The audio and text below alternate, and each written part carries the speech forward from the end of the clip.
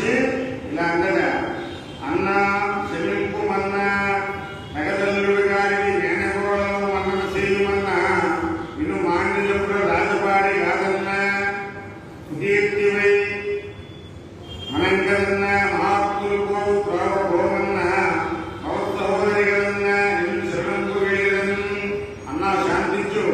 కంసుడు అంటుంది దేవకీదేవి, ఇది అల్లుడు కాదు నేనగోలగా బుద్ధి చెయ్యి, శ్రీజంలో రాజు మర్యాద కాదు, సత్యంతో జీవించు, మహాత్మ మార్గాలు పెట్టుకో, నేను నీ చెల్లి కదా నిన్ను శరణ పెడుతున్నాను అని చెప్పి, అయ్యో 6 రోజులు పడుకుని చంపావు, ఇది ఆడపిల్ల కోడలు నీకు కూడా చంపాలా, పంతం కలవాడిని మొన్న కరుణించు అని ప్రార్థన చేస్తోంది.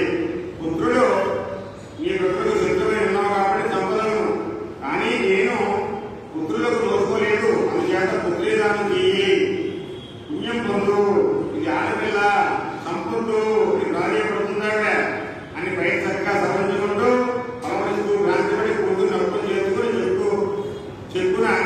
చెక్కు మోమి వెంటనే బయటకు ధరించుకుంటూ కట్టి గట్టిగా ఈడిస్తే కలియబడి వాడు గౌరవం లేకుండా చెల్లెలు తిట్టి గుడ్డిబాగా ఈడుతుండగా దొరితో కాళ్ళు పట్టిలాగి వేగంగా న్యాయసుకుడేట దుర్మార్గుడు.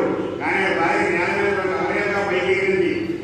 నూతన మార్గాలు, గంధం, మణిహారాలు, వస్త్రాలంకారాలు అందంగా ఎదురు చెప్పుతూ గదా శంఖం చక్రం దారు శరీరంలో ధనస్సు, గదా చక్రం దారు శరములు ధనస్సు ఖడ్గం శోభం ధరించిన తల్లి. అప్పుడు సిద్ధులు, చారులు, కిన్నెలు, కరులు, కందరులు మొదలు వారు కానిపించి ఆమె సుధించారయ్యా, అప్సరసు గానం చేస్తూ నాట్యం చేశారు. వారిని మెచ్చుకుంటూ ఆమె కంసుని కనబడి ఆకాశంలోకి ప్రభుత్వం కూర్చుందట.